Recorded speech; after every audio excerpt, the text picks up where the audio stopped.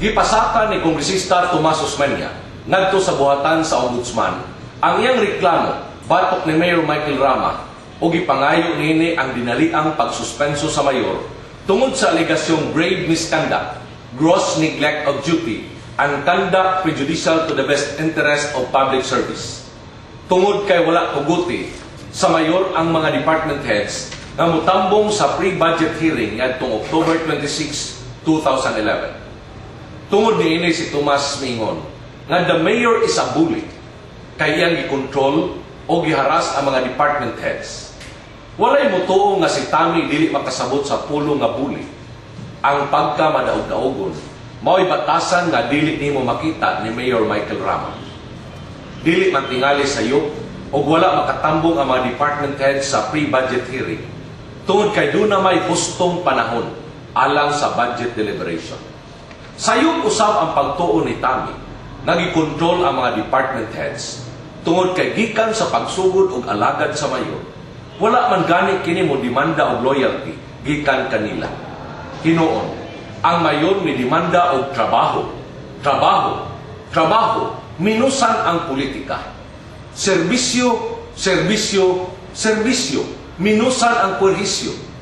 Mao kana ang hinungdan nganong ang matag departamento misumiter og dako nga budget aron nga tubagon ang mga batakang panginahanglan o problema sa atong mga katawhan. Dili man tingali batasan sa mayor ang pagpangharas. Hinunua, iyang gitunol ang iyang mga kamot alang sa tanan aron magkahiusa sa panahon nga naa ang pagkabahin-bahin.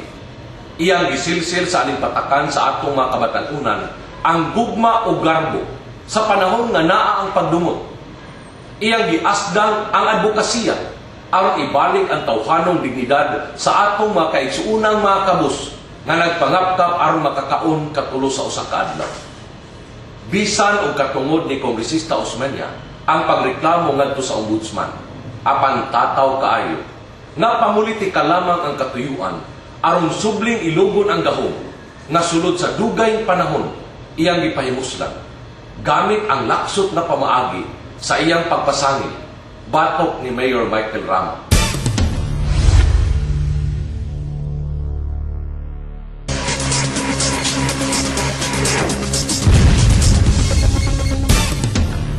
There is a brewing concern heating up in media with regards to allowances provided by the Cebu City government to judges assigned in Cebu's courts, especially in the light of the recent inhibition by RTC Judge James Stewart Himalaluan in the Ralios case in which the city stands as a defendant. Some say that giving allowances to judges will unduly influence the courts to favor the city. Really? Then how come that the city has previously lost several rounds in the long-running court battle with the Ralioses if allowances were truly a factor? Records would show that the city had posted a remarkable record of consistent losses during the administration of Tomas Osmeña. Yet, the city was already providing allowances and assistance to our courts ever since. The present administration of Mayor Michael Rama is fighting back because it believes in the merits and justness of its case. The leadership of the city believes in the principle of protecting public funds and securing the welfare and interest of the constituents of Cebu City. The people expect government to fight for their interest with skill and utmost dedication. The people deserve nothing less than that. Allowances to judges were never an issue to begin with, and never shall it be. The question should not be whether or not to give allowances to the judges. The question is, why are we not doing more for our courts and our justice system? Why are we not helping each other, albeit less known but equally important components of the court system, like the clerks, stenographers, and process servers? For example, a judge can only be as fast in disposing of the court dockets as the process server can move the court's processes. Deprive the process server of the means as transportation, and the cases will not move. Relevant to the Ralios case, if only our courts had a systematic and efficient, easily accessible archive of case records, the city would have this covered sooner. The October 18, 1940 decision incorporating the September 22, 1940 convenio, in which the ancestors of the present Ralioses gave to the city of Cebu and its people the lots now in question.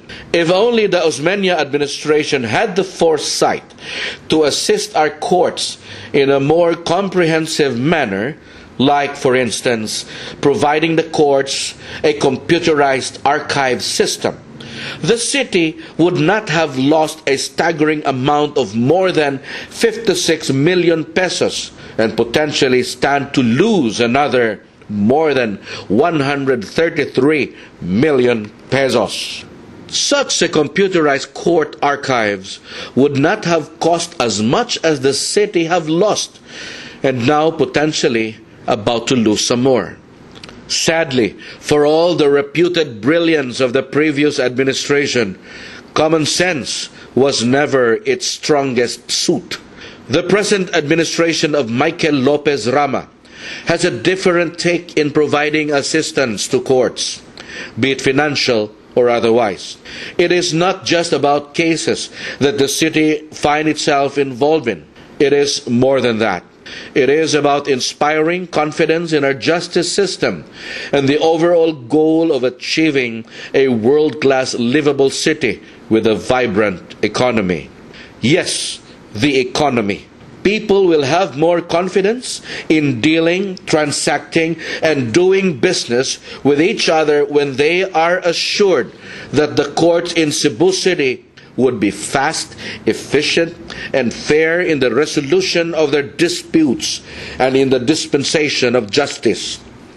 To have a reliable, efficient, and systematic court in the city goes a long way to inspire confidence. Confidence, as any economist would tell you, is the bedrock of every vibrant economy and a progressive society.